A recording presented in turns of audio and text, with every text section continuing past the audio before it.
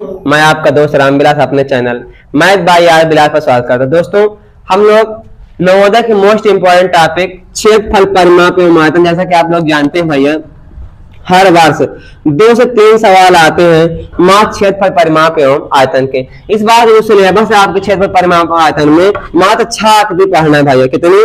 6। वर्ग पढ़ना है आपको, आयत पढ़ना है आपको, त्रिभुज पढ़ना है, घन पढ़ना है, घनाभ पढ़ना है, वृत्त पढ़ना है। जो आपका 18 जनवरी 2025 को पेपर है भैया, उसमें मात्र क्षेत्रफल परिमाप एवं आयतन से 6 टॉपिक से सवाल पूछा जाएगा।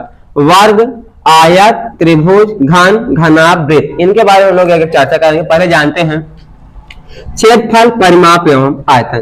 तो आइए जानिए भैया, क्षेत्रफल किसे कहते हैं। क्या भैया? क्षेत्रफल किसे कहते हैं? ध्यान सुनिए भैया, क्षेत्रफल किसे कहते हैं? क्षेत्रफल किसे कहते हैं? ध्यान सुनिए भैया, कोई भी वस्तु जितने जगह घेरती है वह उसका क्षेत्रफल कहलाता है। क्या भैया? कोई भी वस्तु जितने जगह घेरती है वह उसका क्षेत्रफल कहलाता है। जैसे देखिए भैया, अब ये है, ये जगह जितना भी घेर ली, ये जो वस्तु है भैया, ये जितने जगह घेर ली, इसका क्या हो जाएगा? क्षेत्रफल। ये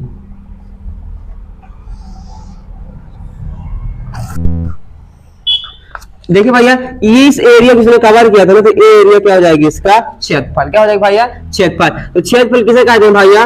कोई भी वस्तु जितना जगह घेरती है वह उसका क्षेत्रफल कहलाता है। कोई भी वस्तु जितना जगह घेरती है उसका क्षेत्रफल कहलाता है। क्षेत्रफल को हमेशा वर्ग में नापा जाता है। किसमें भैया? वर्ग में। याद रखना, क्षेत्रफल को हमेशा वर्ग में नापा जाता है। जैसे वर्ग मीटर या वर्ग किलोमीटर या वर्ग सेंटीमीटर, इस प्रकार। मैं उम्मीद करता हूं दोस्तों आप क्षेत्रफल समझ पाए। फिर से एक बार सुनिए, कोई भी आकृति जितना जगह घेरती है वह उसका क्षेत्रफल कहलाता है।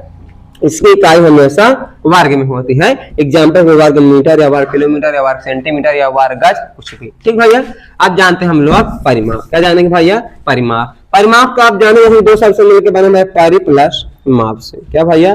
परि प्लस माप से मिलकर बना है परिमाप। और आप जानते हैं परि का मतलब होता है चारों तरफ। परि का मतलब चारों तरफ।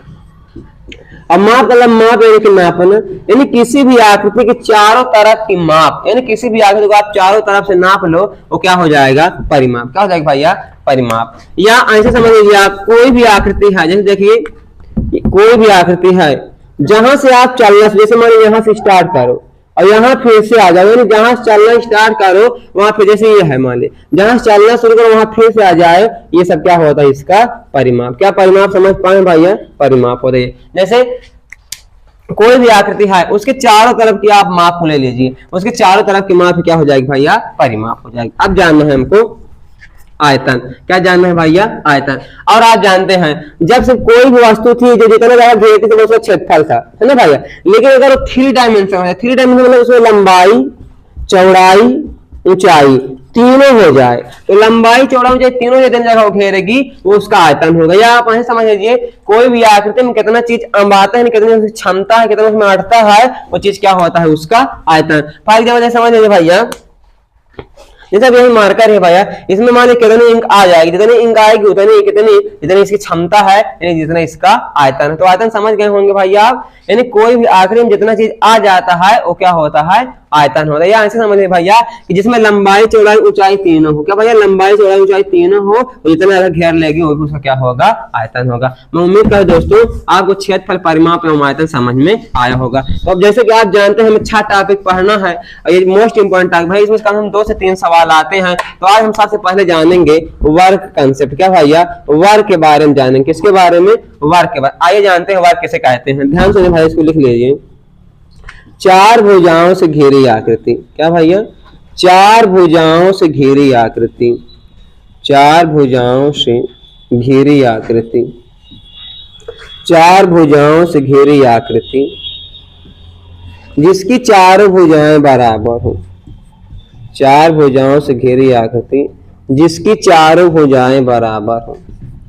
जिसकी चारों भुजाएं बराबर हो। 4 भुजाओं से घेरी आकृति इसकी चारों भुजाएं बराबर हो, वर्ग कहलाता है। क्या भैया? चार भुजाओं से घिरी आकृति इसकी चारों भुजाएं बराबर हो, वर्ग कहलाती है। देखिए भाई ध्यान से, इसे देखिए,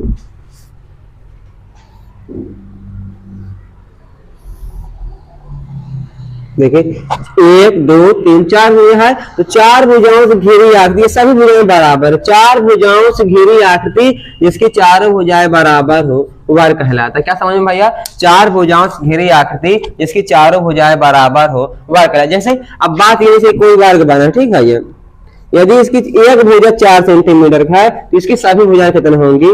4 सेंटीमीटर। कितने भैया? 4 की। या अगर इसकी एक भुजा 2 सेंटीमीटर की है तो इसकी सभी भुजाएं कितनी होंगी भैया? 2 सेंटीमीटर की। मैं उम्मीद कर दोस्तों आपको वर्ग समझ में आया। वर्ग क्या है भैया? चार भुजाओं से घिरी आकृति जिसकी चारों भुजाएं बराबर हो, वर्ग कहलाता है। ठीक भैया, अब आपको वर्ग संबंधित 3 फार्मूला याद करना है बस भैया। नंबर 1, वर्ग का परिमाप। क्या भैया? वर्ग का परिमाप, वर्ग का परिमाप, वर्ग का परिमाप बराबर 4 गुणे भुजा। क्या भैया? वर्ग का परिमाप बराबर 4 गुणे भुजा। दूसरा फार्मूला आपको याद करना है भैया, वर्ग का क्षेत्रफल। क्या भैया? वर्ग का क्षेत्रफल, वर्ग का क्षेत्रफल क्या होता है भैया? वर्ग का क्षेत्रफल बराबर होता है भुजा का स्क्वायर। क्या भैया? वर्ग का क्षेत्रफल बराबर भुजा का स्क्वायर। तीसरा सवाल भैया, वर्ग का विकर्ण। क्या?